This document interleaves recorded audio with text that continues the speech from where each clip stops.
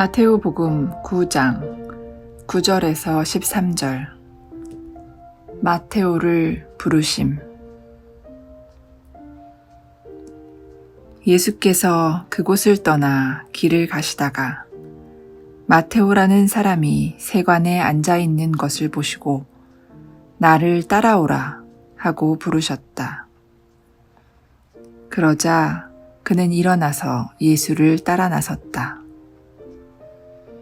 예수께서 마테오의 집에서 음식을 잡수실 때에 세리와 죄인들도 많이 와서 예수와 그 제자들과 함께 음식을 먹게 되었다.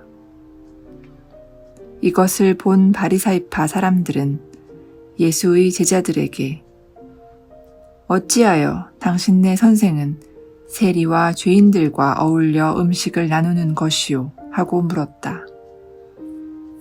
예수께서 이 말을 들으시고 성한 사람에게는 의사가 필요하지 않으나 병자에게는 필요하다.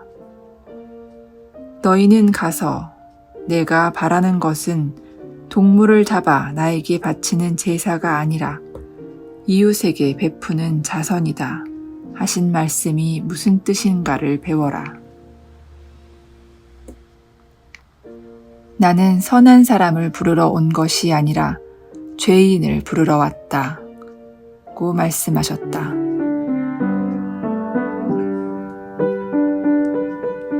우리 교회는 죄에 대하여 아주 심각하게 다룹니다. 물론 죄를 짓지 말라고 하는 것은 잘하는 일입니다. 그런데 문제는 죄라는 개념을 처벌의 대상이란 관점에서 해석을 하여서 의지가 약해서 욕구를 절제하기 어려운 평범한 사람들에게 심각한 심리적 부담감을 안겨주는 또 다른 심리적 문제를 야기하고 있다는 것입니다.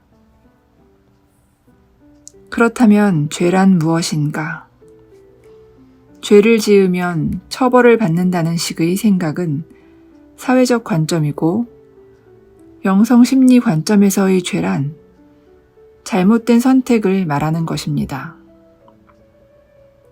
잘못된 선택으로 인한, 즉 자신이 스스로 불러들인 좋지 않은 결과의 원인 제공을 하는 것이 죄 짓는 행위란 것이지요.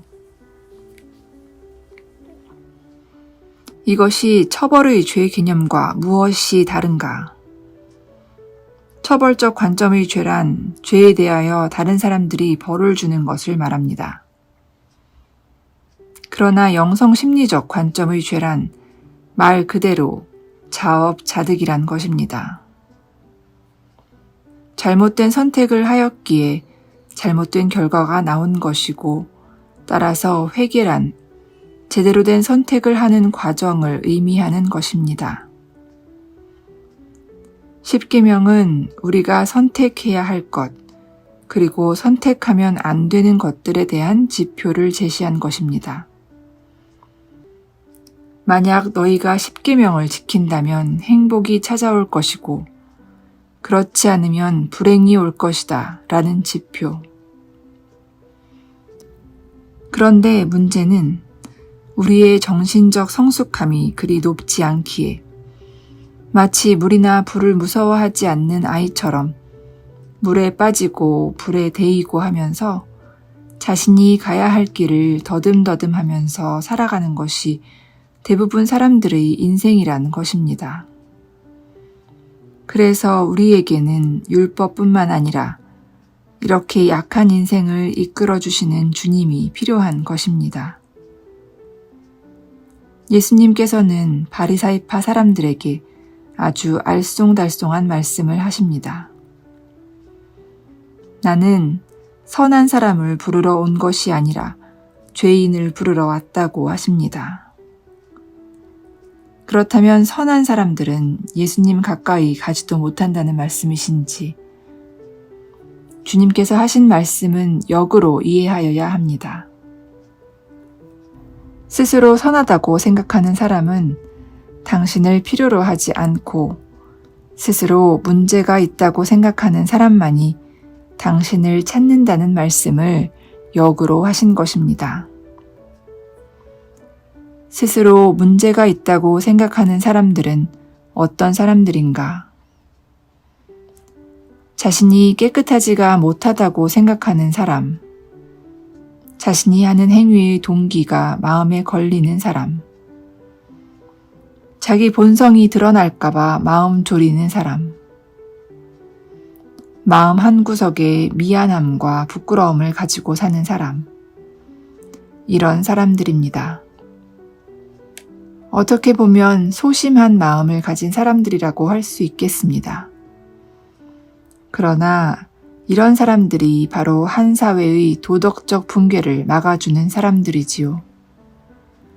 영성론에서는 심한 죄책감은 인간의 일상을 깨트린다고 합니다.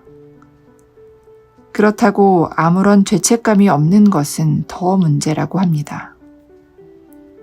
왜냐하면 자신은 아무런 죄의식이 없다고, 자신은 하늘을 우러러 한 점 부끄럼 없이 살아왔다고 선언하는 사람들이 수많은 사람들을 다치게 하는 일들이 빈번하게 일어났기 때문입니다. 소위 중국의 홍위병과 같은 역할을 한다는 것입니다. 스스로 깨끗하며 자신은 다른 사람들을 교화시킬 의무를 가지고 있다고 생각하는 사람들은 하느님에 대한 죄책감, 자신에 대한 죄책감이 없다고 합니다. 왜냐하면 그들의 마음 안에 자리 잡고 있는 것은 하느님이 아니라 악이기 때문입니다. 이들은 입으로는 정의를 부르짖으면서 파괴적인 행위를 서슴지 않고 자행합니다. 이런 사람들이 너무 많은 것이 지금 우리 사회의 가장 큰 문제입니다.